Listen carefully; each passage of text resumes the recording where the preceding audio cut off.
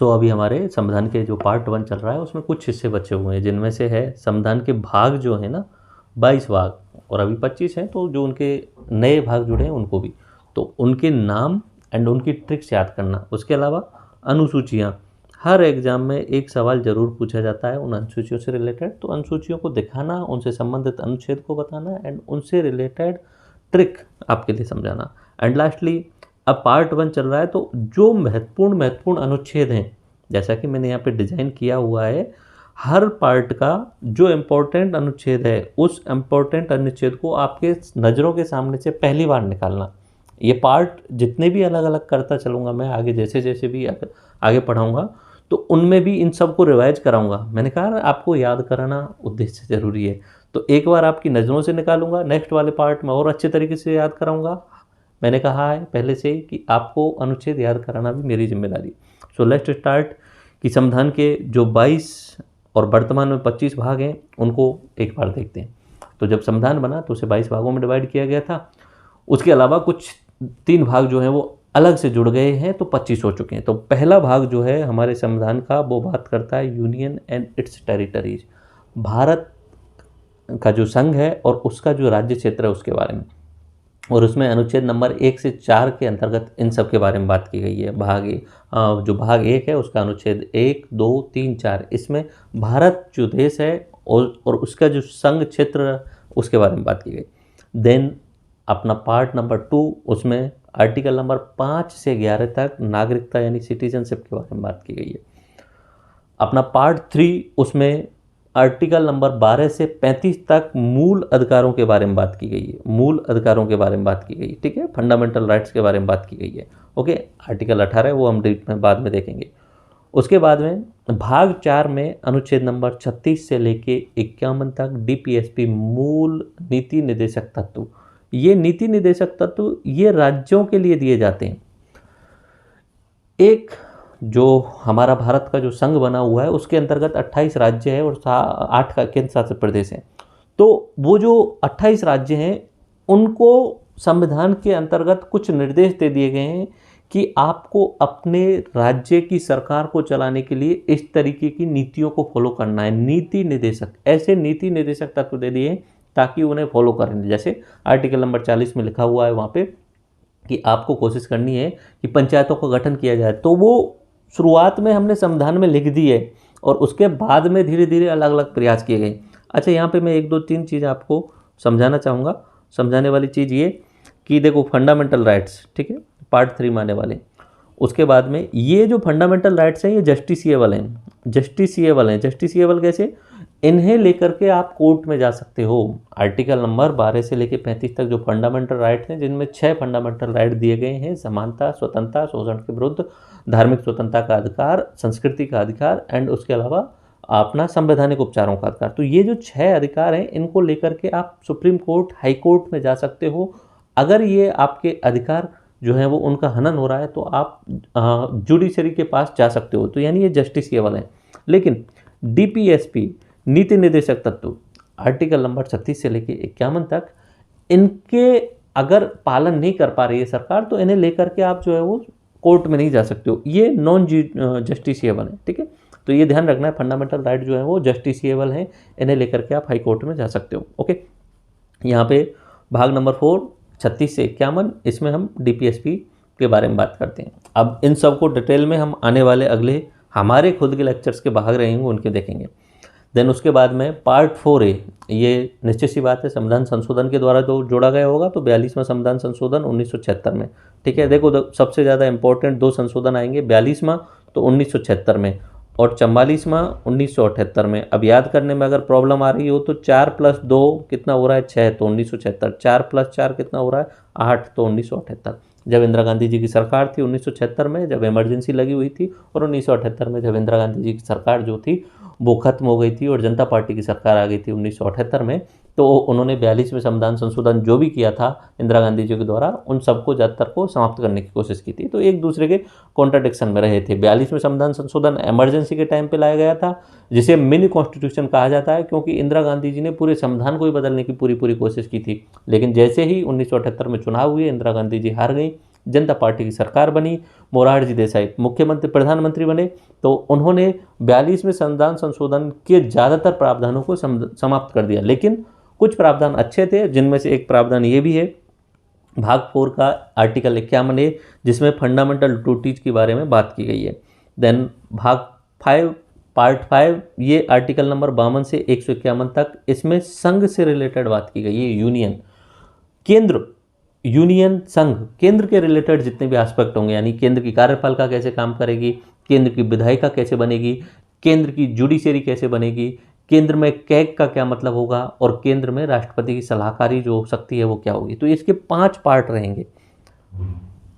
Part 5 के 5 chapter रहेंगे, part नहीं रहेंगे, पार्ट 5 के 5 चैप्टर रहेंगे, अभी थोड़ी देर में हम देखेंगे। ओके, देन भाग नंबर 6 जो अनुच्छेद नंबर 152 से लेके 237 तक है, जिसमें राज्यों के बारे में बात की गई है। 5 में केंद्र के बारे में, संघ के बारे में बात की गई है। 7वां जो भाग है उसमें एक ही आर्टिकल था 238 वाला, जो खत्म हो चुका है, तो उसके बारे में बात करने की जरूरत नहीं है। 8वां जो भाग है उसमें 239 से 241 तक यूनियन टेरिटरीज के बारे में बात की गई है, यूटीज के बारे में बात की गई है। भाग 9 जिसमें आर्टिकल 243A to O तक है, उसमें पंचायतों के बारे में, ये अपना 1992 में PV नरसिंह राव सरकार के द्वारा संविधान संशोधन किया गया था, तो उस समय जो है ये जोड़े गए थे। 73 में और 74 में संविधान संशोधन के द्वारा पंचायतें एवं नगर पालिकाओं को भारतीय संविधान में जोड़ा गया था। तो भाग 9 में पंचायतें और 9A में द म्यूनसिपैलिटीज, नगर पालिकाएँ। ओके, उसके बाद में यहाँ पे 9B भी है, ठीक है, आगे हम देख लेंगे। 9B में ये 2009-10 में जो संशोधन किया गया था, उसके आधार पे यहाँ पे सहकारी समितियों को भी संविधान दर्जा दिया गया था। भाग 10 244 to 244A, इसमें शेड्यूल्स ट्राइबल एरियाज हैं, उनके बारे में बात की गई है। भाग 11 245 से 263 संघ और राज्यों के बीच में जो संबंध होते हैं, विधायी संबंध और प्रशासनिक संबंध, उनके बारे में बात की गई है। भाग 12 इसमें 264 से 300A तक finance, property, contract and suits दावे में, ये फाइनेंस से रिलेटेड है। भाग 12 300 से लेके 307 तक, इसमें trade commerce with in India, Bharat के राज्य क्षेत्र के अंदर व्यापार कैसे करना है, इसके बारे में बात की गई है। भाग 14 इसमें आर्टिकल नंबर 308 से 323 services under the union and it's states, जो राज्य हैं और केंद्र है उनके अंतर्गत आने वाली सेवाओं के बारे में बात की गई। इसी में भाग नंबर अनुच्छेद नंबर 315 में यूपीएससी और स्टेट पीएससी की बात की गई है। उसके अलावा संविधान संशोधन के द्वारा भाग 14A जोड़ा गया, जिसमें एडमिनिस्ट्रेटिव ट्राइब्यूनल्स, प्रशासकीय प्राधिकरण की बात की गई। जुडिशरी आएगा तब ट्राइब्यूनल के बारे में बात करेंगे। भाग 15 में 324 से लेकर 329 तक इलेक्शन और चुनाव के बारे में बात की गई है। 324 से लेकर 329 तक चुनाव आयोग क्या होगा, चुनाव कैसे होंगे, चुनाव में कौन कौन भाग ले सकेंगे, ये सब जो है वो इसमें बताया गया है। उसके अलावा भाई RPA representation of people act 1951 में बनाया गया था, उसके आधार पे भी इसमें नए प्रावधान जुड़े गए। उसके बाद में भाग नंबर अपना 16 330 से 342, जिसमें कुछ विशेष प्रावधान आरक्षण की व्यवस्था की गई है, SC ST एंग्लो इंडियन इनके लिए। उसके बाद में आर्टिकल नंबर 343 से 351 ऑफिशियल लैंग्वेज के बारे में बात की गई है। 352 से 360 इमरजेंसी प्रोविजंस, अपना जो आपातकाल की स्थिति 352 पे राष्ट्र लेवल पे लगाया जा सकता है, 356 पे राज्य लेवल पे लगाया जा सकता है, और 360 में वित्तीय लेवल पे जो है वो आपातकाल लगाया जाता है, वो उनके बारे में बात की गई। 361 से 367 अन्य प्रावधान है। 368 में संविधान संशोधन है। 69 से 92 कोई खास बात नहीं है, फालतू की बातें। अस्थायी संक्रमणकालीन विशेष प्रावधान, कुछ राज्यों के लिए विशेष दर्जा दिया गया था, कुछ समय के लिए अस्थायी रूप से, और संक्रमणकालीन यानी ट्रांजिशन फेज के लिए दिया गया था। उसके बाद में 393 से 395 लघु शीर्षक और शुरुआत के आधिकारिक, कुछ मतलब जो कहीं कहीं छोटे एब्रीविएशन लिखे थे उनको डिफाइन करने की कोशिश की। तो कुल मिला के आपके 22 भाग हुए। अब याद करने का एक ही तरीका है, एक तो आप इन्हें बार बार पढ़ो, ठीक है, 5 6 10 बार पढ़ोगे तो ऑटोमेटिक याद हो जाए। दूसरा एक ट्रिक भी है, थोड़ा सा आप वो देख लीजिए, मैं इस ट्रिक को एक बार पढ़ता हूँ, उसके बाद आप देखिए। यूनियन एवं टेरिटरी के नागरिकों को ये अधिकार है कि वो अपने डायरेक्टिव प्रिंसिपल की नीति और कर्तव्यों को केंद्र व राज्य सरकारों को दे दें, ठीक है। तो यूनियन टेरिटरी पार्ट 1, नागरिकता पार्ट 2, मूल अधिकार पार्ट 3, डायरेक्टिव प्रिंसिपल्स पार्ट 4, कर्तव्य पार्ट 4A, केंद्र पार्ट 5 और राज्य पार्ट 6। उसके बाद में 7वां जो है रिपील हो चुका है। यूटी पंचायत एवं नगर पालिकाओं में रहने वाले एसटी अनुसूचित जनजातियों को केंद्र व राज्यों के बीच में संबंध बना के रहना पड़ेगा, जिससे उनको वित्त संपत्ति कॉन्ट्रैक्ट एवं व्यापार उनके क्षेत्र में मिल सके। ठीक है, यहाँ तक ये हुआ। तो यूटी पार्ट नंबर 8, पंचायतें नगर पालिकाएं पार्ट नंबर 9 एंड 9A। उसके बाद में अनुसूचित जनजाति क्षेत्रों के लिए कुछ विशेष प्रावधान पार्ट नंबर 10। उसके बाद में 11 में केंद्र और राज्यों के बीच में संबंध। ठीक है, उसके बाद में पार्ट 8 अपना पहले हो चुका है यूनियन टेरिटरी। उसके बाद में अपना 12 में वित्त संपत्ति कॉन्ट्रैक्ट व्यापार 13 में। उसके बाद में सर्विसेज 14 में केंद्र राज्यों के बीच जो सर्विसेज सेवाएं हैं उनके लिए प्राधिकरण में चुनाव होगा और SC ST के लिए आरक्षण मिलेगा। तो ये 3 लाइन आपको याद करनी है, पहली दूसरी तीसरी। उसके बाद वाली भी आपको एक याद रखनी है। आधिकारिक भाषा एवं आपातकाल को स्वीकार किया जाएगा, अन्य तरीके से संविधान संशोधन करेंगे और वो अस्थायी संक्रमणकालीन लघु शीर्षक होगा।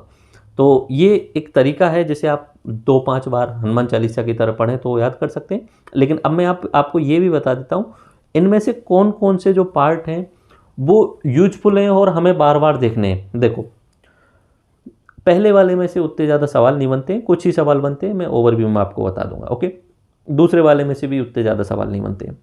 भाग नंबर 3 जिसमें फंडामेंटल राइट्स के बारे में बात की गई है, सबसे इम्पॉर्टेंट पार्ट होता है क्योंकि ये हमारे और आपके मूल अधिकार की बात की गई है। ठीक है, ये हमें मूल अधिकार दिए गए हैं राज्य के विरुद्ध, राज्य हमसे ये मूल अधिकार नहीं छीन सकता है। ठीक है, तो मूल अधिकार हमारे लिए मिले हुए हैं। उसके बाद में पार्ट नंबर 4 DPSP। ठीक है, तो पहला दूसरा तो ध्यान नहीं देना, तीसरा और चौथा इस पर थोड़ा सा ध्यान देना है। उसके बाद में 4th A fundamental duties, 11 duties हैं, याद कर लेंगे, रट लेंगे हम।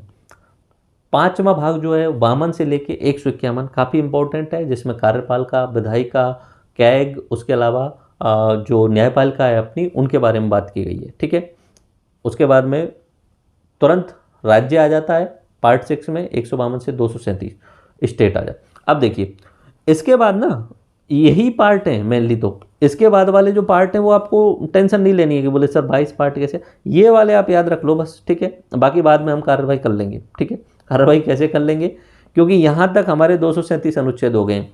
उसके बाद में 395 तक जो बचे हुए 150 अनुच्छेद हैं उसमें बहुत सारे तो फालतू के हैं, लाइक अपना 21वां छोड़ दीजिए, कोई काम का नहीं है। 22वां छोड़ दीजिए, कोई काम का नहीं है। ठीक है, उसके बाद में ये अपना 19वां छोड़ दीजिए, कोई काम का नहीं है। यहाँ पे मैं आपको बता रहा हूँ भाई।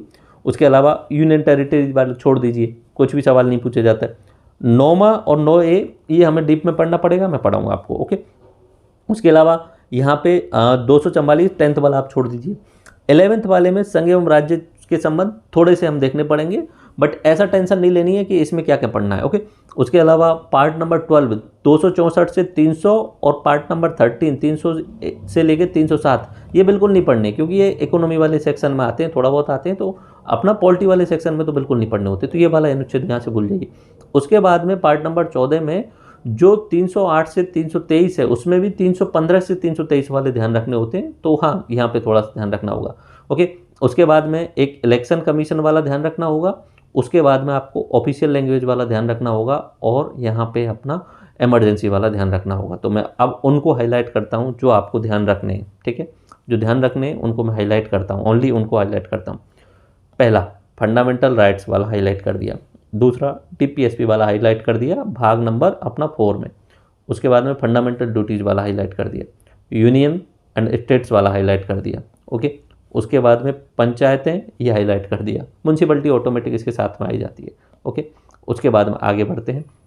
आगे आता है अपना services under the union under the states, इसे हाईलाइट कर दिया। उसके बाद में अपना चुनाव वाला हाईलाइट कर दिया। उसके बाद में ऑफिशियल लैंग्वेज वाला हाईलाइट कर दिया और इमरजेंसी प्रोविजंस हाईलाइट कर दिया। और एक अकेला अनुच्छेद भाग नंबर 20 का अपने संविधान संशोधन करने की प्रक्रिया, ये वाला हाईलाइट कर दिया। ओके, चलो फिर यहाँ पे मैंने अनुसूचियाँ भी डाली हुई हैं, लेकिन अनुसूचियों को थोड़ा बाद में देखते हैं। अनुसूचियों से पहले हम इन सभी प्रमुख अनुच्छेदों पे एक बार नज़र डाल लेते हैं। ठीक है, क्योंकि अभी हमने भाग देखे हैं तो साथ साथ में अब सभी अनुच्छेदों को भी देख लेते हैं, चैप्टर्स को भी देख लेते हैं। ठीक है, ये जो मैंने अनुच्छेद डाले हुए हैं ज़्यादा नहीं है, 70-80 के आसपास होंगे, उससे भी कम होंगे शायद, मुझे ऐसा लगता है। यही अनुच्छेद हैं जो सवाल एग्जाम में बार बार पूछे जाते हैं। ठीक है, तो इनसे बाहर एक भी जो है वो अनुच्छेद नहीं मिलेगा आपको एग्जाम में। तो इनको मैं याद कराऊंगा, अभी एक ओवरव्यू में देंगे, फिर अगले वाले जो अपने लेक्चर होंगे कंटिन्यूस में उनमें इन सबको 2 3 4 बार रिवाइज कराऊंगा, निश्चित याद हो जाएंगे।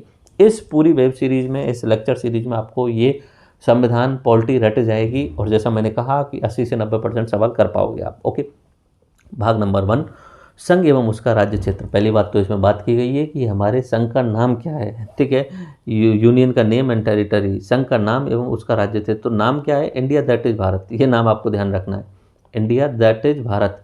एग्जाम में पूछा गया कि हमारे संविधान में हमारे देश का नाम क्या है, तो हमारे देश का नाम इंडिया और भारत दोनों ही है, याद रखना, या नहीं है उसमें, और है, that is India and that is Bharat, ठीक है। तो इंडिया और भारत दो नाम है हमारे। ओके, इंडिया भी यूज कर सकते हैं, भारत भी यूज कर सकते हैं। तो आर्टिकल नंबर 1, उसके अलावा आर्टिकल 2 पे ध्यान नहीं दें।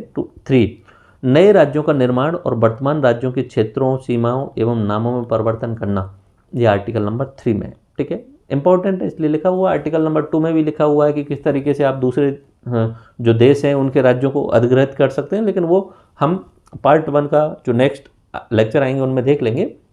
लेकिन जो याद करने वाले हैं वो article number 1 and article number 3, ठीक है। ये अपना हुआ पार्ट 1 जिसमें हमने बताया कि संघ एवं उसका राज्य क्षेत्र क्या होगा। नेक्स्ट, नागरिकता, पार्ट 2, ठीक है, जिसमें अनुच्छेद नंबर 5 से 11 है।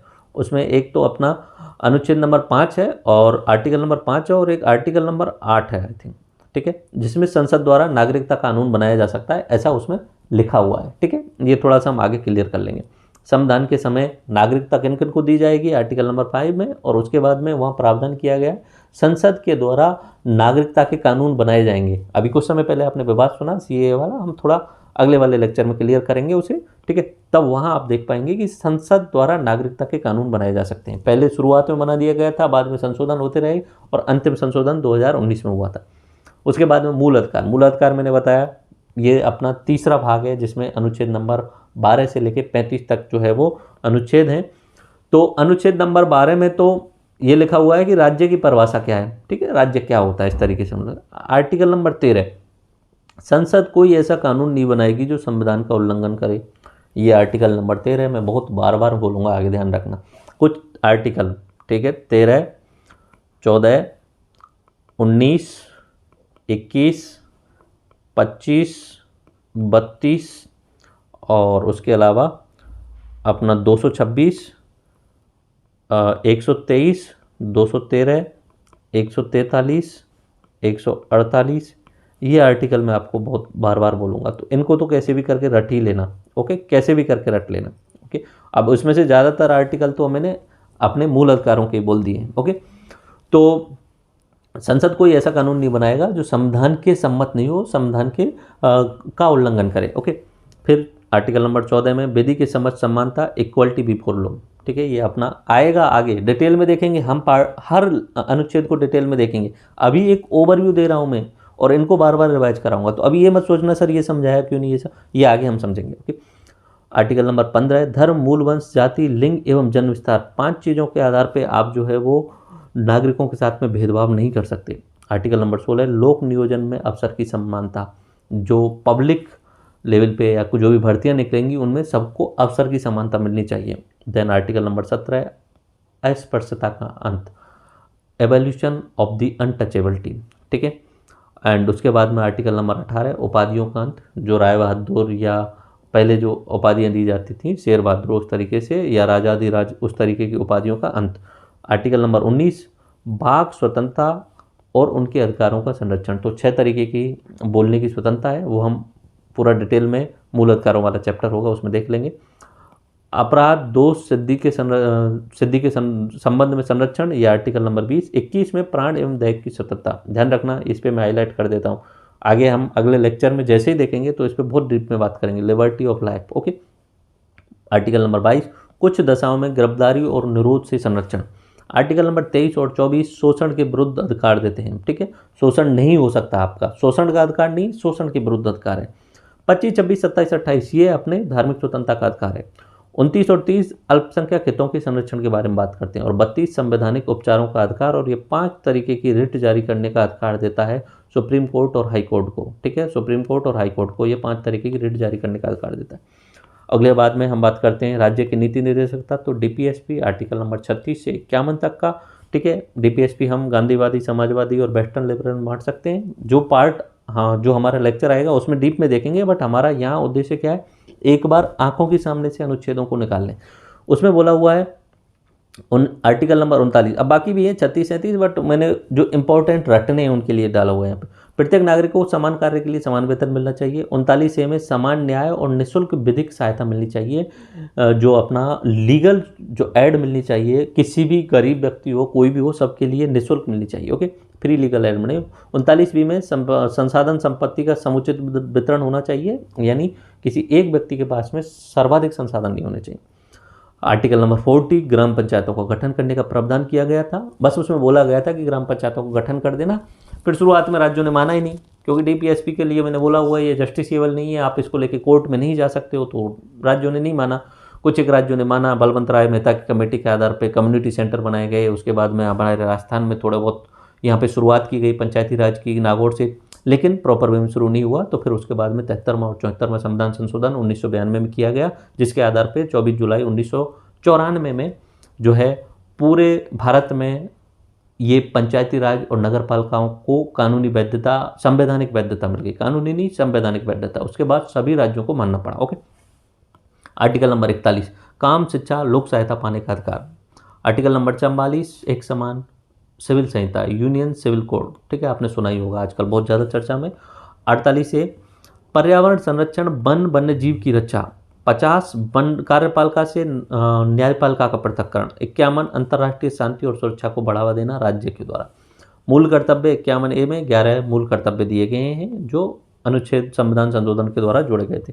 अब अपना पार्ट नंबर 5 जो आता है उसमें संघ के बारे में बात करते हैं। आर्टिकल नंबर 52 से 151 तक। मैंने बोला कि अब बड़ा है तो इसे हम चैप्टर्स में बांट देते हैं, अलग अलग चैप्टर के अंदर। जैसे चैप्टर 1 में, ये हमारे संविधान, मूल संविधान में बांटे गए हैं चैप्टर में, इसलिए मैंने जैसा है वैसा ही डाला हुआ है यहाँ पे। कार्यपालिका आर्टिकल नंबर 52 से लेकर 78। चैप्टर नंबर 2 में संसद के बारे में बात की गई है। संसद की डेफिनेशन क्या है, संसद कैसे बनेगी, संसद की संरचना क्या है, कौन कौन संसद सदस्य बनने के योग्य होंगे, तो ये आर्टिकल नंबर 79 से 122, यानी 79 से 122 तक। उसके बाद में चैप्टर 3 राष्ट्रपति की विधायी शक्तियाँ, जिसमें केवल एक आर्टिकल है 123। ऐसे ही राज्यपाल की विधायी शक्ति होगी एक, जो अध्यादेश जारी करने की शक्ति है, वो आर्टिकल 223 होगी, 213 होगी राज्यपाल के लिए, और राष्ट्रपति के लिए 123। उसके बाद में न्यायपालिका के बारे में बात की गई 124 से 147, और फिर कंट्रोलर एंड ऑडिटर जनरल के बारे में बात की गई 148 से 151 में। तो अब एक एक जो इंपॉर्टेंट आर्टिकल हैं उन्हें देख लीजिए। अब इसमें सबसे ज़्यादा आर्टिकल है, बाकी धीरे धीरे आर्टिकल कम होते जाएंगे। यहीं पे 52 में भारत का राष्ट्रपति होगा, ऐसा उन्होंने लिखा हुआ है। अब एक दो चीज़ याद रख लेना, 52, 63 और 74। 52 में लिखा है राष्ट्रपति होगा, 63 में लिखा हो, 11 जोड़ के चलना है, ओके, 11 जोड़ के राष्ट्रपति होगा 52 में, 63 में उपराष्ट्रपति होगा, और 74 में अपना प्राइम मिनिस्टर एंड मंत्रिपरिषद होगा। तो ये आप याद करने का तरीका आप कैसे भी करके निकाल लीजिए। 52 में आप 11 जोड़ोगे, 52 में आप 11 जोड़ोगे तो 63, और उसमें 11 जोड़ोगे तो प्राइम मिनिस्टर। तो प्राइम मिनिस्टर के लिए ये प्रावधान है कि प्राइम मिनिस्टर होगा, उसकी नियुक्ति और बाकी सब अलग अलग अनुच्छेद में है, ओके। जैसे यहाँ पे 52 में सिर्फ इतना लिखा हुआ है कि there shall be a president of India, तो एक राष्ट्रपति होगा, ठीक है। तो आर्टिकल नंबर 1, अब इसकी नियुक्ति कैसे होगी, इसको हटाया कैसे जाएगा, इसकी योग्यता क्या है, उसके अलग अलग अनुच्छेद हैं, 52, 53, 54, 55, 56, 61 तक जो है वो राष्ट्रपति से रिलेटेड है। 63 में लिखा हुआ है कि एक वाइस प्रेसिडेंट होगा, ओके, और 74 में लिखा हुआ है एक प्राइम मिनिस्टर भी होगा। एक्चुअली में 74 में लिखा हुआ मंत्रिपरिषद होगी, जिसका मुखिया प्राइम मिनिस्टर होगा। तो आर्टिकल नंबर 60 है, जिसमें राष्ट्रपति द्वारा जो शपथ ली जाती है उसके बारे में बताया गया है। आर्टिकल नंबर 61 है, राष्ट्रपति पर महाभियोग की क्रिया। तो एक तो 52 इंपॉर्टेंट हो जाता है, ठीक है, 52, एंड देन राष्ट्रपति से रिलेटेड आर्टिकल नंबर 61 काफ़ी बार एग्जाम में पूछा गया है। राष्ट्रपति पे महाभियोग की प्रक्रिया जो चलाई जाती है, इम्पीचमेंट की जो प्रोसेस चलाई जाती है। इम्पीचमेंट मतलब राष्ट्रपति अगर संविधान के हिसाब से काम नहीं कर रहा है और उसका जो आचरण है वो सही नहीं है, तो अगर संसद उसे हटाना चाहे तो किस तरीके से हटा सकती है, तो उसे बोला जाता है impeachment, removal of the president. अब रिमूवल ऑफ द प्रेसिडेंट हम बोलते हैं कि इसे हटाना, और संविधान में उसे लिखा हुआ है महाभियोग की प्रक्रिया या इम्पीचमेंट। बाकी किसी के लिए इम्पीचमेंट शब्द यूज नहीं किया गया है, लेकिन हम फिर भी इम्पीचमेंट बोल देंगे। जैसे कि जो सुप्रीम कोर्ट के जज जाएंगे उनके लिए भी हम बोल देंगे कि इम्पीचमेंट, लेकिन वहाँ पे लिखा हुआ है रिमूवल ऑफ द जजेस। और यहाँ पे लिखा हुआ है राष्ट्रपति के लिए impeachment process of the president of India. Okay, article 63 उपराष्ट्रपति पद का प्रावधान है। ओके, उसके बाद में 70 में आकस्मिकता में वाइस प्रेसिडेंट द्वारा प्रेसिडेंट के कृत्यों का निर्वहन, अगर प्रेसिडेंट रहते नहीं हैं, उनकी मृत्यु हो जाती है या कहीं छुट्टी पे हैं या उनका स्वास्थ्य खराब है, तो उनकी कमी पर, उनकी अनुपस्थिति में वाइस प्रेसिडेंट जो है वो प्रेसिडेंट के रूप में काम करेगा, उपराष्ट्रपति राष्ट्रपति के रूप में काम करेगा। 72 में राष्ट्रपति की क्षमादान की शक्तियाँ होती हैं, जिनमें वो किसी को भी मृत्यु दंड की जो सजा है उसको भी क्षमा कर सकता है। 74 में मंत्रिपरिषद एवं प्रधानमंत्री के बारे में बात की गई है। 75 में प्रधानमंत्री की नियुक्ति राष्ट्रपति द्वारा की गई है, ऐसा लिखा हुआ है। तो प्रधानमंत्री की नियुक्ति 75(1) में, और प्रधानमंत्री का पद होगा ये किस में, 74 में। मंत्रिपरिषद होगी जिसका मुखिया प्रधानमंत्री होगा। आर्टिकल नंबर 76 भारत का महान्यायवादी, ठीक है, भारत का अटॉर्नी जनरल, ये जो सर्वोच्च विधिक अधिकारी होता है सरकार का, वो होता है भारत का महान्यायवादी। सरकार के जितने भी मुकदमे चल रहे हैं सरकार वर्सेज अदर के खिलाफ में, तो उनमें सरकार की तरफ से बोलने के लिए ये जाता है महान्यायवादी। उसके बाद में 79 में संसद का प्रावधान है, 80 में राज्यसभा की संरचना है और 81 में लोकसभा की संरचना है। याद करने की ट्रिक क्या होगी, सर ला, ठीक है, सा 79, रा 80 और 81 में ला, ठीक है, सर ला 79, 80 और 81, संसद, राज्यसभा और लोकसभा, याद करने की ट्रिक है। 81 का जो क्लॉज 1 है उसमें राज्यसभा एक स्थायी सदन होगा, ऐसा लिखा हुआ है। वैसे अगले जो पार्ट होंगे हमारे लेक्चर होंगे उनमें क्लियर और देखेंगे संसद के बारे में, ठीक है। वैसे आपको मैं एक्सप्लेन कर सका हूँ किस तरीके से हम इन लेक्चर सीरीज को चला रहे हैं। आर्टिकल नंबर 101 में लोकसभा अध्यक्ष द्वारा निर्णायक पद का प्रयोग करना, तो आर्टिकल नंबर 101 तक आ चुके हैं। और संघ की वजह बात की थी तो वो अपना 52 से लेकर और 151 तक चलेगा, तो अब 100 तक आ चुके हैं। आगे बढ़ते हैं। 108 में दोनों सदनों की संयुक्त बैठक का प्रावधान है, तो आर्टिकल नंबर 108 ज्वाइंट पार्लियामेंट्री जो है बैठक होगी उसके प्रावधान किया गया है। एंड 109 में धन विधेयक के संबंध में विशेष प्रक्रिया है, जिसमें लोकसभा को राज्यसभा से अधिक जो है वो पावर दी गई है। आर्टिकल नंबर जो 110 है उसमें धन विधेयक की परिभाषा दी गई है, ठीक है। 111 है पारित विधेयक को राष्ट्रपति की अनुमति देना। जब भी एक्ट जो बनता है तो उसमें संसद होती है, संसद हिंदी, लोकसभा, राज्यसभा और अंत में राष्ट्रपति के हस्ताक्षर होते हैं। तो आर्टिकल नंबर 111 के तहत राष्ट्रपति के हस्ताक्षर होते हैं। कुछ केसेज में राष्ट्रपति के हस्ताक्षर पहले करवा लिए जाते हैं, उसके बाद में संसद में रखा जाता है। तो वो कौन कौन से होते हैं, तो यहाँ पे होता है आर्टिकल नंबर 117 जिसमें वित्त विधेयक के संबंध में राष्ट्रपति की पूर्व सहमति आवश्यक होती है। ओके, देन आर्टिकल नंबर 112 अपना वार्षिक वित्तीय विवरण जिसे हम बजट बोलते हैं, वो 112 के आधार पर होता है। 122 न्यायालयों द्वारा संसद की कार्यवाहियों की जांच नहीं करना, यह आर्टिकल नंबर 122 में लिखा हुआ। 123 में राष्ट्रपति द्वारा अध्यादेश जारी करना है। ओके, 124 में उच्चतम न्यायालय यानी सुप्रीम कोर्ट की स्थापना की जाएगी, ये 124 में लिखा हुआ, तो ये ध्यान रख लेना। आर्टिकल 124 सुप्रीम कोर्ट से related article number 124। Okay, 129 supreme court एक अभिलेख रिकॉर्ड न्यायालय होगा, रिकॉर्ड कोर्ट होगा, तो ये आर्टिकल नंबर 129 में। ऐसे ही राज्यसभा अपने राज्यों में जो उच्च न्यायालय उन सब के लिए अनुच्छेद है। 137 में सुप्रीम कोर्ट के पुनः अवलोकन की शक्ति है, 137 ध्यान रखना है। जुडिशियल रिव्यू हमारे संविधान में कौन सा अनुच्छेद है, तो 137। 143 में सुप्रीम कोर्ट से परामर्श करने की राष्ट्रपति की शक्ति, ध्यान रखने वाली बात है। ओके, यहाँ पे एक खास बात ये भी ध्यान रखनी है कि जैसे और चीज़ों में जो अधिकार राष्ट्रपति के लिए केंद्र में दिए गए हैं, ऐसे ही राज्यों में जो है वो राज्यपाल के लिए मिलते हैं, लेकिन ये वाला अधिकार जो है जो जिस तरीके से राष्ट्रपति सुप्रीम कोर्ट से परामर्श ले सकता है उस तरीके से राज्यों में ऐसा नहीं है। आर्टिकल नंबर 148 भारत का नियंत्रक एवं महालेखा परीक्षक के बारे में बात करता है, जो सबसे बड़ा ऑडिटर जनरल होता है, जो चेक करता है कि सरकार ने जो योजनाएं बनाई हैं क्या वो ज़मीनी स्तर पे काम की जा रही हैं, तो उनमें उतना ही खर्च पैसा हो रहा है। ओके, एंड अब भाग नंबर 6 में आ जाते हैं, जिसमें राज्य 152 से लेकर 237 तक इंपॉर्टेंट आर्टिकल। 155 में राज्यपाल की नियुक्ति, 161 में राज्यपाल की क्षमादान की शक्ति, लेकिन वो मौत की सजा पे क्षमादान नहीं कर सकता। आर्टिकल नंबर 164 में मंत्रिपरिषद एवं मुख्यमंत्रियों की नियुक्ति। 165 में राज्य का महाधिवक्ता एडवोकेट जनरल।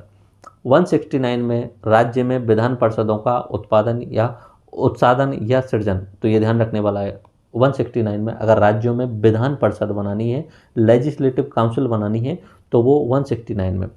174 में राज्यपाल विधानसभा की सत्रावूत कर सकता है, सत्रावसान कर सकता है, विधानसभा बुला सकता है, तो ये राज्यपाल की शक्ति है 174 में। 200 में राज्यपाल द्वारा विधेयकों की अनुमति देना। ऐसे यहाँ पे राष्ट्रपति द्वारा जो विधेयकों पे अनुमति दी जा रही है वो कौन सा है? 111। राष्ट्रपति कौन से नंबर के द्वारा दे रहा है? यहाँ दे रहा है 111 के पारित विधेयकों पे राष्ट्रपति की अनुमति, यानी फाइनल दस्तखत करना। ये जरूरी होता है, कोई भी बिल तब एक्ट बनेगा जब उस पर फाइनली राष्ट्रपति के दस्तखत हो जाएंगे। ओके। उसके बाद में 201 में राज्यपाल द्वारा राष्ट्रपति की विचारार्थ कुछ आरक्षित विधेयक। आर्टिकल नंबर 201 कहता है कि अगर राज्यपाल को लगता है कि ये विधेयक जो बनाया गया है राज्य सरकार के द्वारा ये केंद्र के महत्व का है या केंद्र पे इस पर विचार करना चाहिए, तो वो राष्ट्रपति के लिए उन्हें भेज सकता है। ठीक।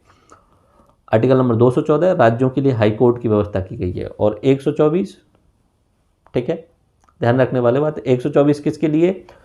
केंद्र में सुप्रीम कोर्ट की व्यवस्था। और आर्टिकल नंबर 224 राज्य में हाई कोर्ट की व्यवस्था। अब ये न्यायालय जो है वो अपना इंटीग्रेटेड है, एकीकृत है, वो हम आगे देखेंगे न्यायालय वाले पार्ट में। Article number 215 high court as a अभिलेख न्यायालय, ये रिकॉर्ड न्यायालय के रूप में काम करता है। उसके बाद में 226 हाई कोर्ट द्वारा रिट जारी करने की शक्ति है। सुप्रीम कोर्ट आर्टिकल नंबर 32 के तहत जारी करता है और हाई कोर्ट 226 के तहत जारी करता है। ध्यान रखने वाली बात है। ओके, ध्यान रखने वाली बात है। सुप्रीम कोर्ट का प्रावधान 124 में और हाई कोर्ट का प्रावधान कि हाई कोर्ट बनेगा वो 214 में, और रेट जारी करना 32 और 226, ये हुए आर्टिकल। अपना भाग 7 समाप्त हो चुका है। उसके बाद में 8 में यूनियन एंड उसके कुछ रिलेटेड कुछ प्रावधान किए गए यूनियन टेरिटरी से रिलेटेड, जिसमें दिल्ली से रिलेटेड 239A है, बस इतना ध्यान रखें। 9A 9B ये जो हैं पंचायत और नगरपालिकाओं से रिलेटेड हैं, तो ये इतना आप ध्यान रखें। 243A से 243O तक पंचायतें, 243P से ZG तक अपनी नगरपालिकाएं और ZH से ZT तक अपना सहकारी समितियां। ओके, कुछ इंपॉर्टेंट उनके अंतर्गत 243B में पंचायतों का गठन किस तरीके से होगा ये। 243A में आई में राज्य में वित्त आयोग, स्टेट फाइनेंस कमीशन, ठीक है, सेंटर पे वित्त आयोग 280 में आएगा। ओके, 240P में नगर पालिकाओं का गठन, ठीक है, 243 ZG में जिला आयोजना समिति, 243 ZI में ये अपनी सहकारी समिति का निगमन। ओके, उसके बाद में अनुसूचित जनजाति क्षेत्रों के लिए ये अनुच्छेद है, याद नहीं रखना है, कोई भी इंपॉर्टेंट नहीं। संघ और राज्यों के बीच में संबंधों में भी इंपॉर्टेंट नहीं है, बस इतना ध्यान रख लेना। 249 कहता है राज्य सूची के विषय पर राष्ट्र हित में विधि बनाने की शक्ति जो है वो अपने संसद के पास में। अगर राष्ट्रपति को लग रहा है या संसद को लग रहा है कि इस विषय पे जो कि राज्य सूची का विषय है इस पर हम कानून बना सकते हैं, तो 249 के तहत वो बनाया जा सकता है। 253 अंतर्राज्यीय नदियों और उनका जो विवाद चल रहा है उसको निपटान करने के लिए न्याय निर्णय प्रक्रिया। 263 में राज्य परिषद प्रावधान है। उसके बाद में अपना वित्त संबंधित 264 से 300A तक, और उसके बाद में भारत के क्षेत्र में ये इनमें सिर्फ 2-3 हैं। एक तो है अपना 280 वित्त आयोग के बारे में बात करता है, एक आकस्मिकता निधि कंटिजेंसी फंड 267 में है। ओके, उसके बाद में 266 अपनी संचित निधियां और लोक लेखाओं के बारे में प्रावधान है, और 300A ये आर्टिकल जो है वो बाद में जोड़ा गया था, मैंने बताया था आर्टिकल नंबर 31 को हटाकर जोड़ा था। विधि के प्राधिकार के बिना व्यक्तियों की संपत्ति से वंचित नहीं किया जा सकता, यानी संपत्ति का अधिकार अभी लीगल राइट है। उसके बाद में अपना भाग नंबर अपना 14 आता है, जिसमें जो सेवाएं, अधीनस्थ सेवाएं, उनके बारे में बात की गई है। शुरुआत में सेवाओं की परिभाषा समझाई गई क्या होती हैं, तो उनमें सबसे इंपॉर्टेंट आर्टिकल 312 जिसमें अखिल भारतीय सेवाएं क्या क्या होंगी इसके बारे में बताया गया है। 315 में ये बोला गया है कि यूपीएससी और स्टेट पीएससी कैसे होंगे, उनका गठन कैसे होगा। एंड उसके बाद में अपना 14A नया भाग जोड़ा गया है, जिसमें प्रशासनिक ट्राइब्यूनल्स क्या होते हैं, जैसे अपना सुप्रीम कोर्ट, हाई कोर्ट होते हैं और इन पे काम बहुत सारे होते हैं, तो प्रशासन से रिलेटेड जितने भी विवाद हैं उनको निपटाने के लिए प्रशासनिक ट्राइब्यूनल्स का गठन किया गया। निर्वाचन की व्यवस्था, आप जो भी चुनाव होंगे उनके लिए कुछ तो अनुच्छेद स्पेशली संविधान में होने चाहिए, एक स्वतंत्र निर्वाचन आयोग होना चाहिए, इसलिए संविधान में ही व्यवस्था कर दी गई। 324 से लेकर 329A तक 324 में ही इलेक्शन कमीशन के बारे में बात की गई है, और 326 में वयस्क मताधिकार का अधिकार दिया गया है। जो MP और MLA के चुनाव होते हैं उसमें सभी लोगों को वयस्क मताधिकार का अधिकार दिया गया।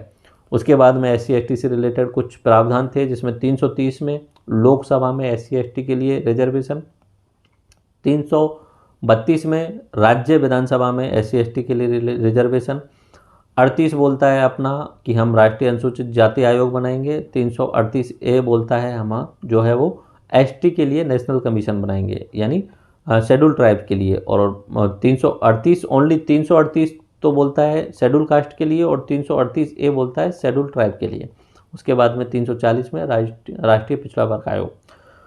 देन राजभाषा, राज्य की राजभाषा क्या होगी, तो उसमें 343 से 351 तक के अनुच्छेद हैं, जिन्हें हम 4 चैप्टर में देखते हैं संविधान के अनुसार से। संघ की राजभाषा हिंदी और देवनागरी लिपि होगी, ये आर्टिकल नंबर 243 में लिखा हुआ है। और राजभाषा जो उसका आयोग बनाया जाएगा, राजभाषा आयोग, तो वो आर्टिकल नंबर 344 में लिखा हुआ है। एक्चुअली में ये 343 है पहला वाला, ओके।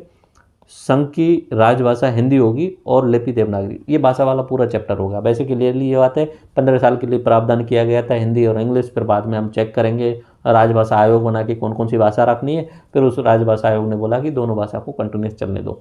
बस लिखा क्या है 343 में, अपनी संघ की राजभाषा हिंदी और लिपि देवनागरी होगी, ओके। और 350A में लिखा है प्राथमिक स्तर पर अगर आपको शिक्षा देनी है राज्यों के अंतर्गत तो मातृभाषा में शिक्षा देना, 350A में लिखा हुआ।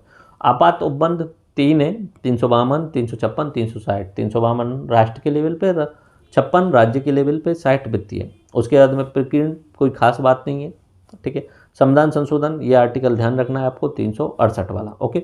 उसके बाद में ये अनुच्छेद हैं, इनमें से कोई भी इंपॉर्टेंट निकल के नहीं आता। अब मैंने आपको बहुत सारे अनुच्छेद बता दिए, हो सकता है कि आपको कन्फ्यूजन भी हो गया होगा कि सर ये क्या आपने पूरा एक तरीके से झोलमोल कर दिया है और यहाँ पे हमें कुछ याद तो रहा नहीं। देखो, याद करने का इसमें उद्देश्य था नहीं मेरा। पहली बात तो इस वाली जो पार्ट अपना है, शुरुआत में मैंने आपको याद कराने वाली बात बोली नहीं है, मैंने बोला ओवरव्यू में देखेंगे। अब इनको अगले वाले अपने लेक्चर होंगे, लेक्चर 2, लेक्चर 3, उनमें जो है वो बार बार रिवाइज कराऊंगा, और जो इंपॉर्टेंट है उनको दोबारा रिवाइज कराऊंगा, तो वो ये तब याद होंगे। एक बार में कोई चीज़ याद होती ही नहीं है, फिर भी हम रिवाइज करते हैं, ठीक है। भाग 1 संघ एवं राज्य क्षेत्र, जिसका कोई भी इंपॉर्टेंट आर्टिकल मत रखो याद। कोई नागरिकता कोई दिक्कत नहीं है, मत याद रखो कोई भी। मूल अधिकार, मूल अधिकारों के आर्टिकल याद रखने होंगे। 13 कहता है कि कोई भी ऐसा कानून नहीं बनाया जा सकता जो कि संविधान सम्मत नहीं हो। फिर उसके बाद में 14, 15, 16 याद कराऊंगा, नेक्स्ट लेक्चर होगा उसमें मूल अधिकार पूरे तरीके से होंगे, तो पूरा याद कराऊंगा आपके लिए। उसके बाद में आर्टिकल नंबर 32 क्लियरली आप ध्यान रखना। उसके अलावा 19 सबसे इंपॉर्टेंट, 21 सबसे इंपॉर्टेंट, 32 सबसे इंपॉर्टेंट, 14 सबसे इंपॉर्टेंट, ओके। और 13 तो है ही सबसे पहले, ओके। उसके बाद में आगे हम बढ़ते हैं, तो आगे अपने DPSP पूरा आगे डिटेल में समझाऊंगा। उनमें से 3-4 सबसे इंपॉर्टेंट, एक तो ग्राम पंचायतों के गठन के लिए 40 में बोला है, एक यूनियन सिविल जो है वो सिविल कोड बनानी है UCC 44 में बोला गया है, ओके। उसके अलावा 39A और 39B का भी ध्यान रखना है। 39A और 39B, एक तो समान न्याय, निःशुल्क विधिक सहायता, और जो संपत्ति है उस पर समान वितरण करने की कोशिश करनी है, ओके। बाकी कार्यपालिका और न्यायपालिका का पृथक्करण आर्टिकल नंबर 50। मूल कर्तव्य, ठीक है, 11। आगे लेक्चर कंप्लीट करेंगे। संघ के अलग अलग चैप्टर हैं यहाँ पे, जिसमें कार्यपालिका, संसद, विधायी शक्ति, न्यायपालिका और कैग है। तो कैग के लिए तो 148 से 151, कैग को खत्म करो पहले तो, ठीक है। कार्यपालिका के लिए 52, उसके अलावा 63 और 74, 52 अपना प्रेसिडेंट, 63 अपना वाइस प्रेसिडेंट, और 74 प्राइम मिनिस्टर के लिए खत्म करो, ओके। अब राष्ट्रपति को हटाने के लिए महाभियोग प्रक्रिया 61, ये भी ध्यान रखना है, ओके। ओके, आगे राष्ट्रपति की क्षमादान की शक्ति 72, ध्यान रखना। PM की नियुक्ति राष्ट्रपति के द्वारा 75, 1। महान्यायवादी होगा 1, 76। अब अपनी विधायिका तो आर्टिकल 79, 80 और 81 सरला ध्यान रख लेना, हो जाएगा। संसद, राज्यसभा, लोकसभा, ठीक है। उसके बाद में आगे हम आते हैं, तो यहाँ आता है 108 जॉइंट जो सिटिंग होगी पार्लियामेंट की 108 में, 110 में धन विधेयक की परिभाषा, 112 में वार्षिक वित्तीय विवरण, ओके। 123 में राष्ट्रपति द्वारा अध्यादेश जारी करना, 124 में सुप्रीम कोर्ट की व्यवस्था, ठीक है, बात खत्म इसमें, ओके। और 148 अपना कैक वाला, ये हो गया केंद्र संघ। अब राज्य बात करते हैं। राज्यपाल 155 में राज्यपाल की नियुक्ति होगी, ओके। उसके बाद में आगे बात करते हैं राज्य का महाधिवक्ता 165 में, ओके। उसके अलावा ज़्यादा ध्यान रखने वाली चीज़ें आगे हम देखेंगे, रिवाइज करेंगे 4-5, लेकिन जो और इम्पोर्टेंट निकल के आ रहे हैं बीच में से उनको देखते हैं, ओके। राज्यों में हाईकोर्ट 214 है, ओके। और हाई कोर्ट द्वारा रेट जारी करना 226, तो 226 हाई कोर्ट और 32 सुप्रीम कोर्ट। राज्यों के लिए हाई कोर्ट 214 और केंद्र के लिए सुप्रीम कोर्ट 124। ठीक है, ये हुआ। उसके बाद में दिल्ली वाला ध्यान नहीं रखना है, यहाँ पे पंचायतों के लिए ये वाला भाग 9 याद रख लेना है। ओके, उसके बाद में हम बात करते हैं, आगे बढ़ते हैं। तो वित्त आयोग 280, ध्यान रखना, वित्त आयोग 280। देन यूपीएससी और स्टेट पीएससी 315, निर्वाचन आयोग 324। ठीक है, निर्वाचन आयोग 324 ध्यान रख लेना। यहाँ पे 338, 338 ए और 40 ये एससी एसटी और ओबीसी से रिलेटेड नेशनल कमीशन है। उसके बाद में यहाँ पे 343, 343 संघ की राजभाषा हिंदी और देवनागरी लिपि होगी। 352, 56 और 60 याद हो गए आपको। और 368, 68 कहाँ है यहाँ पे, 368 ये रहा, 368 संविधान संशोधन की शक्ति है। ये सबसे इंपॉर्टेंट हमारे आर्टिकल्स हो गए। अब ये ओवरव्यू रहा है, अब दोबारा अगले लेक्चर होंगे उनमें देखेंगे, तब याद होगा, रटा आ जाएगा। ओके, तो ये प्रमुख भाग हो गए अपने। अब हम अनुसूचियों को देख लेते हैं। अनुसूचियाँ, अनुसूचियाँ हमारे मूल संविधान में 8 अनुसूचियाँ थी और उसके बाद में उनमें 4 और जोड़ दी गई हैं, तो अभी 12 हो गई हैं। याद आप ट्रिक से करेंगे, और ट्रिक क्या है, स्पोर्ट्स सूची में क्षेत्रीय भाषाओं की संपत्ति दल बदल के आधार पर पंचायत व नगर पालिकाओं को दे देंगे।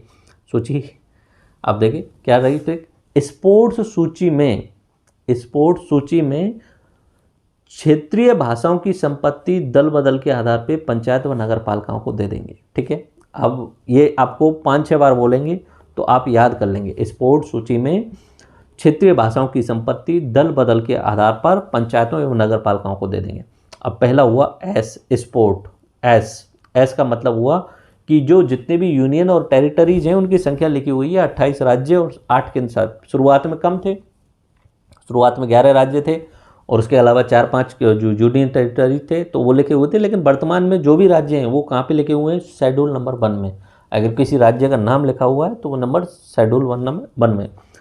पी, पेमेंट, कुछ विशेष लोगों के लिए पेमेंट की व्यवस्था के लिए कौन से में लिखे हुए हैं, शेड्यूल नंबर 2 में, अनुसूची नंबर 2 में। उसके बाद में ओथ, कुछ लोगों के लिए जो सरकार में या संसद में जाएंगे उनके लिए ओथ की व्यवस्था जो है वो अनुच्छेद नंबर 3 में कि वो कौन सी शपथ लेंगे। फिर उसके बाद में आर यानी अपना अनुसूची नंबर 4, अनुसूची है, अनुच्छेद नहीं है, अनुसूची है, मैं अनुच्छेद बोल गया तो उसके लिए सॉरी, अनुसूचियाँ हैं अभी। तो अनुसूची नंबर 4 में राज्यसभा की सीटों का वितरण किस तरीके से किया जाएगा, राज्यों के लिए है। उसके बाद में अनुसूची नंबर 5 में ट्राइबल एरिया में प्रशासन कैसे देखा जाएगा।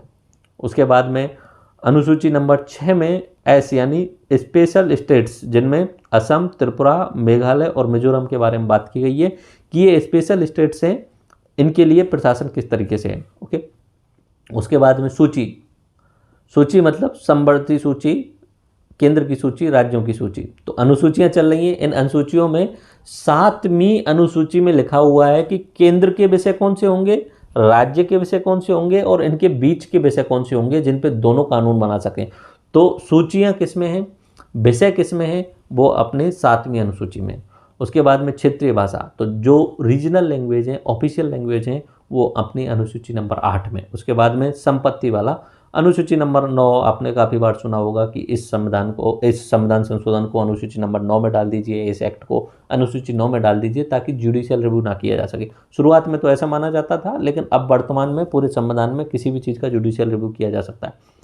तो संपत्ति इसलिए कि 1951 में ही संपत्ति से रिलेटेड लैंड रिफॉर्म लाने की कोशिश की गई थी, तो भूमि अधिग्रहण के लिए ही ये संपत्ति से आप याद रख सकते हैं। अनुसूची 9 कुछ विशेष कानूनों को अगर इस अनुसूची में डाल दिया जाता है तो उन्हें न्यायालय से संरक्षण मिल जाता है, वो न्यायालय से बच जाते हैं। इस तरीके से अनुसूची नंबर 9 की बात कही गई। उसके बाद में संविधान संशोधन के द्वारा अनुसूची नंबर 10 जोड़ी गई, जिसमें दल बदल कानून बन के आधार पे जो है वो किन को अयोग्य घोषित किया जाएगा, वो दल बदल से रिलेटेड अनुसूची नंबर 10 है।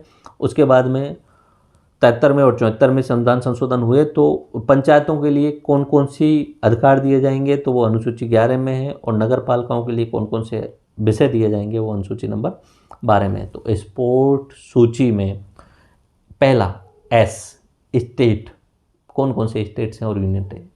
दूसरा पी, पेमेंट, स्पोर्ट का पी, पेमेंट्स, तो सैलरी कैसे कैसे दी जाएगी। ओ, एस पी ओ, ओथ, कुछ लोगों के लिए किस तरीके की शपथ दिलाएगी। चौथा, आर, राज्यसभा में सीटों का वितरण कैसे होगा, आर। उसके बाद में 5वां टी यानी ट्राइबल एरिया में प्रशासन कैसे होगा। S, special status Assam, Tripura, Mizoram और मणिपुर के लिए, मिजोरम और मेघालय के लिए। ओके, स्पेशल स्टेटस जो है कुछ स्टेट्स के लिए दिया गया। उसके बाद में स्पोर्ट सूची यानी जो शक्तियों का वितरण किया जाएगा, जो विषय बांटे जाएंगे वो 7वीं अनुसूची में डाले जाएंगे कि केंद्र की विषय कौन सी हैं, राज्य की विषय कौन सी हैं और समवर्ती विषय कौन सी हैं। ठीक है, विषय को हम सूची भी लिस्ट भी बोल देते हैं। लिस्ट, सूची मतलब लिस्ट, अनुसूची मतलब शेड्यूल्ड लिस्ट होती है। ओके, लिस्ट होती है जिसमें लिखा होगा कि केंद्र के लिए 99 विषय हैं, तो वो 99 लिखी होंगी लिस्ट के आधार पे, तो इसलिए उसे सूची बोल दिया। 8वां ऑफिशियल लैंग्वेज, ठीक है, शुरुआत में 14 लैंग्वेज थी ऑफिशियली, बाद में वो 22 हो गई। एंड उसके बाद 9वीं अनुसूची में कुछ विशेष कानूनों को अगर उसमें रख दिया जाता है तो न्यायालय से उन्हें छूट मिल जाती है। एंड 10वां दल बदल, उसके बाद में 11वां अपनी पंचायतें और 12वां नगर पालिका। ठीक है, याद करेंगे तो आप याद हो जाएगा। एक बार देखते हैं पहला शेड्यूल जिसमें आर्टिकल नंबर 1 से 4 के अंदर बात की गई है, जिसमें पहले राज्यों के बारे में बात की गई है और यूनियन टेरिटरी लिस्ट बनी हुई है। ठीक है, अनुसूची बनी हुई है। देन सेकंड शेड्यूल, इसमें कुछ अनुच्छेद हैं, ये आप ध्यान करना चाहो तो याद कर लेना। लेकिन मैंने क्या बोला था, स्पोर्ट, पी यानी पेमेंट, तो इसमें किन किन के पेमेंट की यानी सैलरी की बात की गई है। तो प्रेसिडेंट का सैलरी, राज्यपाल की सैलरी, ठीक है। उसके बाद में ये दूसरा वाला हटा दिया गया, रिपील कर दिया गया। उसके बाद में स्पीकर, लोकसभा स्पीकर होता है, डिप्टी स्पीकर होता है, उसकी सैलरी क्या होगी, चेयरमैन की। उसके अलावा अदर जो डिस्ट्रिक्ट से रिलेटेड कुछ अदर जो होते हैं उनके लिए सैलरी का प्रावधान है। उसके बाद में सुप्रीम कोर्ट के और हाई कोर्ट के जज की सैलरी और कैग की सैलरी, ये जो हैं वो अपने इस अनुसूची नंबर 2 में लिखे गए हैं। ठीक है, इनकी सैलरी को कम नहीं किया जाता है इस तरीके से। ओके, इन पे वोटिंग भी नहीं होती है इनकी सैलरी पे।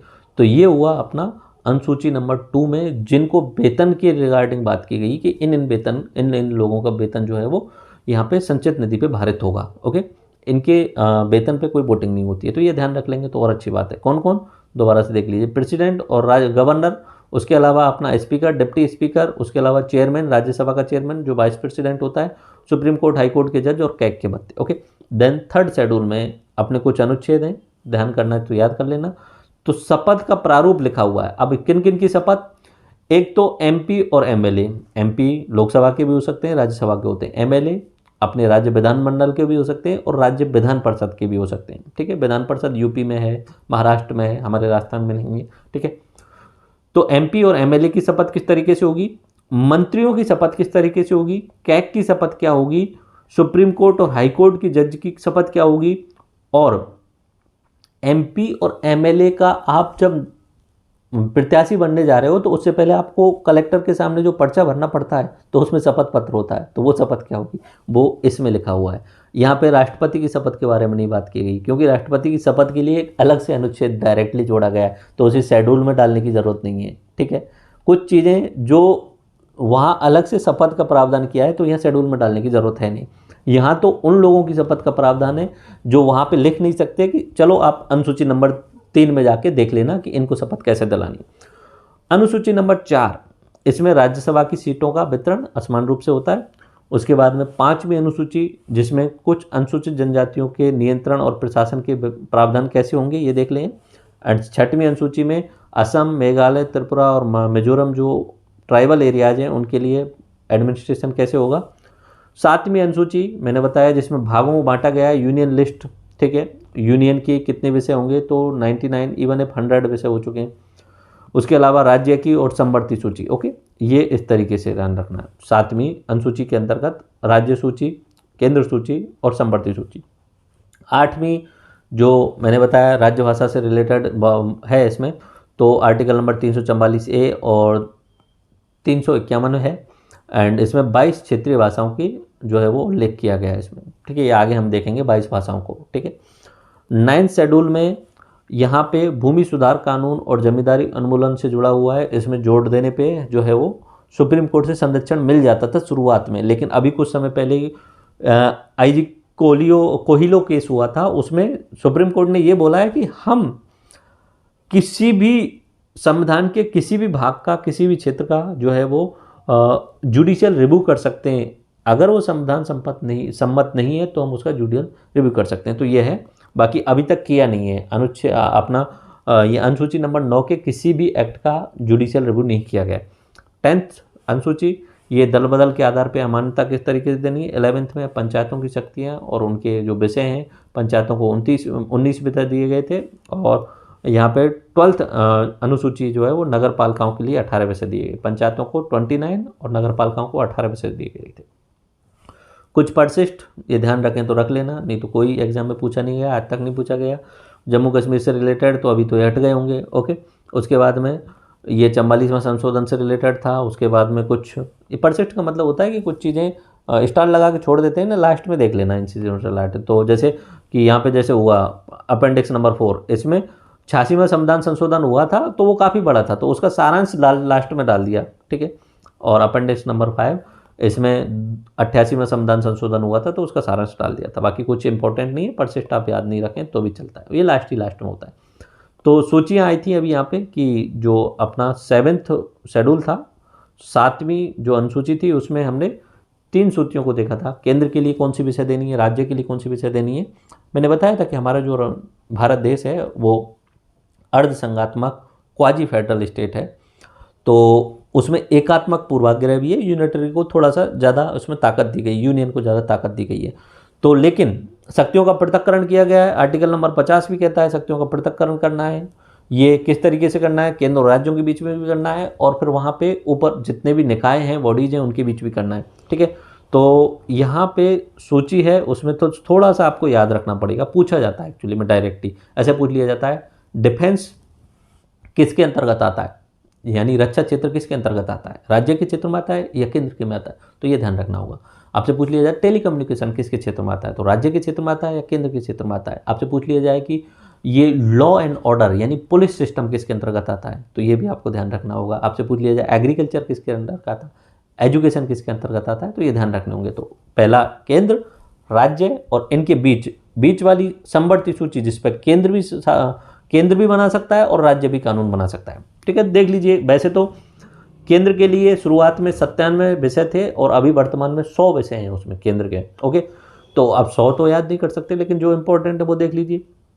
डिफेंस पता है, फौज, आर्मी सबसे केंद्र की होती है, राज्यों की सेना थोड़ी होती है। फॉरेन अफेयर्स, अगर विदेश जाएंगे तो विदेश मंत्री जाएंगे, कभी राज्य में आपने विदेश मंत्री नहीं देखा होगा किसी राज्य का, बोले यूपी में योगी जी ने विदेश, हो ही नहीं सकता ऐसा। एंड देन करेंसी केंद्र ही बनाएगा, उसे राज्य करेंसी बनाने लग जाएंगे तो अराजकता हो जाएगी। बैंकिंग सिस्टम पूरा केंद्र रेगुलेट करता है, कम्युनिकेशन पूरा केंद्र रेगुलेट करता है, रेलवे पूरा केंद्र रेगुलेट करता है, और एटॉमिक एनर्जी भी ये केंद्र के अंतर्गत। बाकी 100 विषय हैं, अब 100 याद नहीं कर सकते, लेकिन जो की पॉइंट है वो मैंने आपको बताया। उसके बाद में हेल्थ सिस्टम, ये राज्य के विषय है, ओके। अगर कहीं पे भी हेल्थ सिस्टम गड़बड़ा रहा है तो राज्य की जिम्मेदारी है। सैनिटेशन, साफ सफाई करवाना राज्य की जिम्मेदारी है। पब्लिक ऑर्डर, पुलिस सिस्टम, इसलिए तो यूपी पुलिस अलग, राजस्थान पुलिस अलग, एमपी पुलिस अलग, तो ये पब्लिक ऑर्डर, जन व्यवस्था बनाना, ये किसकी जिम्मेदारी है, राज्य की। एग्रीकल्चर रिलेटेड ये जो जिम्मेदारी है वो किसकी है, राज्य की। अब केंद्र भी कानून बना सकता है, मैंने आपको आर्टिकल बता दिया है। अगर केंद्र को लग रहा है कि ये विषय राष्ट्र हित में जरूरी है और इस पर जो है एक रेगुलेशन बनाया जाना चाहिए, तो वो बना सकता है उसे, ठीक है। तो कोई बड़ी बात नहीं। जेल जो होंगे वो राज्य सूची में आएंगे, लिकर, मदरा जो होती है वो राज्य सूची में आती है, और ट्रांसपोर्टेशन जो अपना परिवहन होता है, अब बसों के ऊपर लिखे होते हैं राजस्थान रोडवेज परिवहन निगम, यूपी रोडवेज परिवहन निगम, उत्तराखंड रोडवेज परिवहन निगम, तो किसमें, राज्यों के लिए।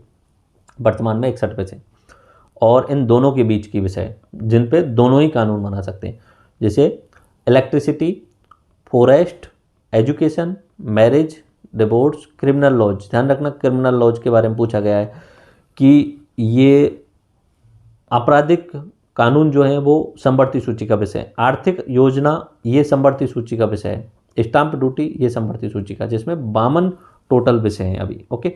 तो ये रहा अपना ओवरव्यू। जो 7वीं अनुसूची है उसमें ये लिस्ट दी गई है। केंद्र के लिए उन्होंने दी गई हैं 100, पहले 97 थी, राज्य के लिए 61, और बीच के लिए यहाँ पे दी गई हैं अपनी 52, ठीक है।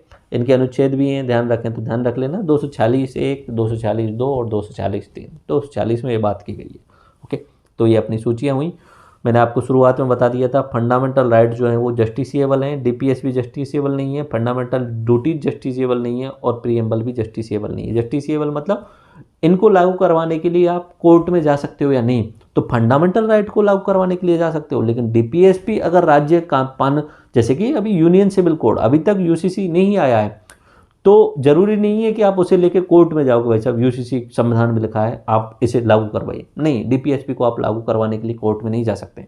फंडामेंटल ड्यूटीज, ठीक है, उसमें फंडामेंटल ड्यूटीज हैं हमारे अनुच्छेद नंबर 51A में, लेकिन जरूरी नहीं है कि आप उन्हें लागू करवाने के लिए, मान लीजिए कि किसी व्यक्ति ने जो है वो आदर नहीं किया या कुछ जैसे वहाँ पे लिखा हुआ है वनों का संरक्षण नहीं किया, तो आप जबरदस्ती नहीं जाओगे कि भाई इनको लागू करवाओ सुप्रीम कोर्ट, क्योंकि ये जस्टिसेबल नहीं है।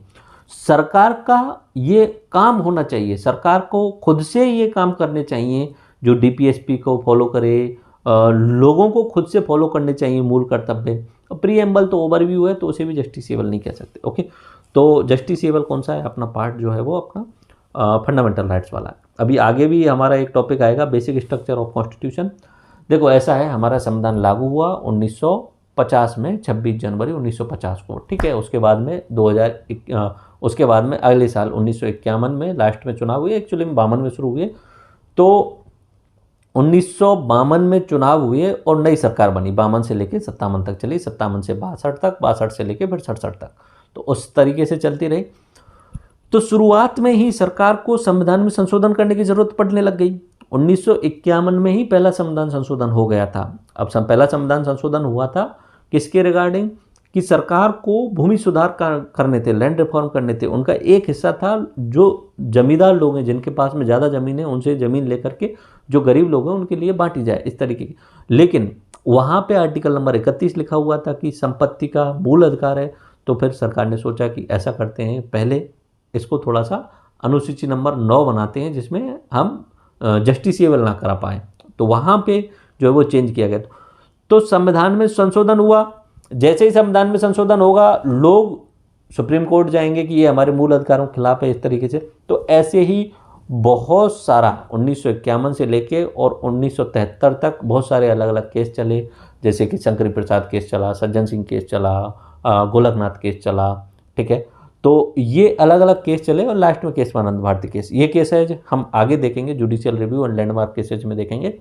तो इन सब केसेज के डिसीजन में शुरुआत में कभी न्यायपालिका कार्यपालिका पे हावी हो रही थी, कभी कार्यपालिका न्यायपालिका पे हावी हो रही थी, एक दूसरे से लड़ रहे थे, लेकिन फाइनली 1973 में केशवानंद भारती केस में 24 अप्रैल 1973 को उन्होंने, सुप्रीम कोर्ट ने, जो सबसे बड़ी बेंच बैठी, उन्होंने एक फाइनल निर्णय निकाला कि भाई लड़ना सॉल्यूशन नहीं है, हम फाइनल एक डिसीजन दे देते हैं। देखो, संसद के पास में संविधान में संशोधन करने की पूर्ण शक्ति है, लेकिन संविधान के मूलभूत ढांचे में संशोधन नहीं किया जा सकता। तो उनसे पूछा कि ये मूलभूत ढांचा क्या है, बोले मूलभूत ढांचा संसद की आत्मा जो आपको दिख रही है कि संसद की आत्मा होनी चाहिए, वही लिस्ट बना दो। बोले लिस्ट धीरे धीरे अलग अलग केसेज में बनती जाएगी। तो अभी बहुत सारे अलग अलग लिस्ट के रूप में है कि इनमें संशोधन नहीं किया जा सकता, इनमें संशोधन नहीं किया जा सकता, लेकिन कुछ 5-6 पॉइंट आपको ध्यान रखने होंगे, जिन्हें हम बेसिक स्ट्रक्चर ऑफ डॉक्ट्रिन कहते हैं, ठीक है। तो ये मूलभूत ढांचा सिद्धांत है जो कि केशवानंद भारती केस में आया था। सुप्रीमेसी ऑफ कॉन्स्टिट्यूशन, भाई कॉन्स्टिट्यूशन की सुप्रीमेसी रहेगी, इसे आप चेंज कर ही नहीं सकते कि कॉन्स्टिट्यूशन सर्वोच्च रहेगा, हमेशा ही रहेगा। अगर इसको चेंज करने की कोशिश की तो हम उसे जो है वो नल एंड वॉइड कर देंगे, उसे रोक देंगे, ठीक है। हमारा देश रिपब्लिक है, इसे ऐसा नहीं होगा कि कल को बोलने लग जाए कि राष्ट्रपति अपने बेटे को ही राष्ट्रपति बना, ऐसा नहीं हो सकता। रिपब्लिक है, चुना ही जाएगा, सीधी सी बात है। डेमोक्रेटिक है तो प्रधानमंत्री चुना ही जाएगा, तानाशाह नहीं हो सकता।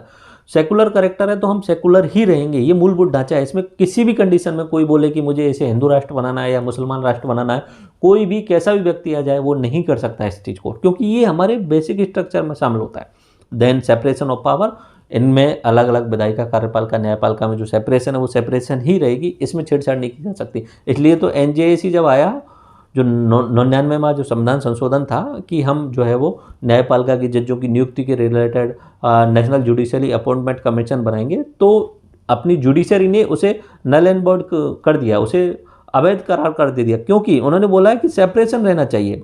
तो अगर जुडिशरी में आप एग्जीक्यूटिव को शामिल कर रहे हो तो ये गलत है, ये बेसिक स्ट्रक्चर के खिलाफ है, इसलिए उन्होंने उसे खत्म कर दिया। फेडरल स्ट्रक्चर, हमारा जो देश है वो संघीय है, तो ये फेडरल स्ट्रक्चर है। उसके अलावा भी बहुत सारे पॉइंट्स हैं जो इस संघीय ढांचे में आते हैं, इस मूलभूत सिद्धांत में आते हैं, लेकिन हमें उन्हें आगे भी देखेंगे।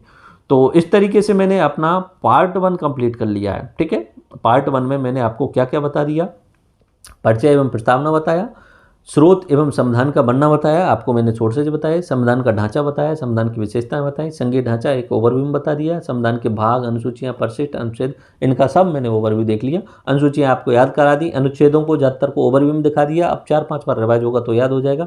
भाग आपको सारे याद करा दिए। उसके बाद में मूलभूत ढांचा सिद्धांत बता दिया, प्रमुख संविधान संशोधन और प्रमुख निर्णय, ये थोड़ा सा हम बाद में भी देखेंगे। ओके, एक बार इन चीज़ों को देख ही लेते हैं जाते जाते, फिर बाद में आगे भी देखेंगे। एक्चुअली मैं यहाँ PDF के रूप में मुझे लगता है कि होना चाहिए, लेट मी चेक। हाँ, ये रहा। तो फेडरल स्ट्रक्चर क्या होता है ये तो वैसे समझ में आ चुका होगा। फेडरल यानी संघीय, इसमें 2 लेवल की सरकार होती है, केंद्र की और राज्य की लेवल की सरकार होती है। यूनिटरी लेवल की में क्या होता है, सिर्फ एक ही सरकार होती है। छोटे छोटे देशों में ऐसा होता है। ओके, ठीक है, जैसे कि जैसे 1 लेवल की गवर्नमेंट होती है, जैसे कि फ्रांस जैसा देश है या स्विट्जरलैंड जैसा देश है, तो वहाँ पे तो यूनिटरी गवर्नमेंट होती है। लेकिन यहाँ पे इंडिया में फेडरल स्ट्रक्चर है, जैसे USA में है एंड कनाडा में है, एंड उसके अलावा हमारा इंडिया तो है ही, लेकिन हमारा फेडरल स्ट्रक्चर बाकी सबसे अलग है, हमारा क्वाजी फेडरल है। ओके, ठीक है, तो फेडरल स्ट्रक्चर है लेकिन थोड़ा सा हम यूनिटरी वाइज हैं। उसके बाद में पॉलिटिकल पावर जो है वो शेयर होती है गवर्नमेंट के बीच में, केंद्र और राज्यों के बीच में। कॉन्स्टिट्यूशन रिजिड भी होता है और कोडिफाइड भी होता है अपना फेडरल स्ट्रक्चर में, और 2 डिफरेंट टाइप के लॉज होते हैं, स्टेट लॉज और सेंट्रल लॉज। मैंने आपको पार्ट 5 और 6 में बता दिए, तो ये फेडरल स्ट्रक्चर होता है। ओके, यहाँ पे 10 इंपॉर्टेंट कॉन्स्टिट्यूशनल अमेंडमेंट है। ठीक है, अभी रहने दीजिए इन्हें, क्योंकि हम आगे एक बार पूरा लेक्चर जुडिशरी वाला आएगा, तब उसमें हम पूरे जो सबसे इंपॉर्टेंट 25 जो अपने संविधान संशोधन हुए उन्हें देखेंगे, और लैंडमार्क केसेज जैसे AK गोपालन, शंकरी प्रसाद, IG गोलकनाथ, केशवानंद भारती, मेनका गांधी, इंदिरा साहनी, SR बॉम्बे, सायरा बानो, नवजोत कौर, ऐसे 25-30 करीब जो इम्पोर्टेंट संविधान इम्पोर्टेंट जजमेंट सुनाए गए हैं उनको हम देखेंगे। ठीक है, तो उसके बाद में महत्वपूर्ण तथ्य, भाग, अनुच्छेद, ट्रिप और ट्रिक्स मैंने आपको बता दी। आई विश ये पार्ट 1 आपको पूरी तरीके से समझ में आ गया होगा। जो चीज़ें मुझे रटाने की थी वो मैंने आपको रटा दी हैं। अब हम पार्ट 2 में चलेंगे। पार्ट 2 में थोड़ा सा इतिहास देखेंगे। इतिहास के बाद में जो इम्पोर्टेंट भाग हैं, जैसे कि अपना पहला जो भाग है उसमें हम बात करेंगे कि जो संघ एवं राज्य क्षेत्र के अनुच्छेद 1 से नंबर 4 तक, उसके बाद में नागरिकता 5 से लेकर 12 तक, उसके बाद में अपने मूल अधिकार 13 से लेकर 35 तक, उसके बाद में अपने DPSP, और उसके बाद में मूल कर्तव्यों तक बात करेंगे। तो फिर दूसरे भाग में ही हम दोबारा से प्रमुख अनुच्छेदों को और रिवाइज करेंगे। फिर उसके बाद में हम अगले जो लेक्चर होंगे उसमें कार्यपालिका, एंड उसके बाद में फिर हम न्यायपालिका, विधायिका, इस तरीके से देखेंगे, और लास्ट में जो प्रमुख अपनी निकाय हैं, बॉडीज हैं, उनको देखेंगे। आई विश ये लेक्चर आपको कंप्लीट समझ में आ गया होगा, और आप चाहें तो इसको लेक्चर्स को शेयर कर सकते हैं और आप लाइक कर सकते हैं। So next meet in next, हमारा जो नेक्स्ट पार्ट है लेक्चर नंबर 2, उसमें हम मिलते हैं, और ये सब आपको मर्ज के रूप में मिलेगा। तो अगर आप कंटिन्यूस देख रहे हैं तो थोड़ा बहुत देर के लिए आप पानी वानी पी लीजिए, और उसके बाद में दूसरा पार्ट शुरू कर देना। So let's start number 2 part.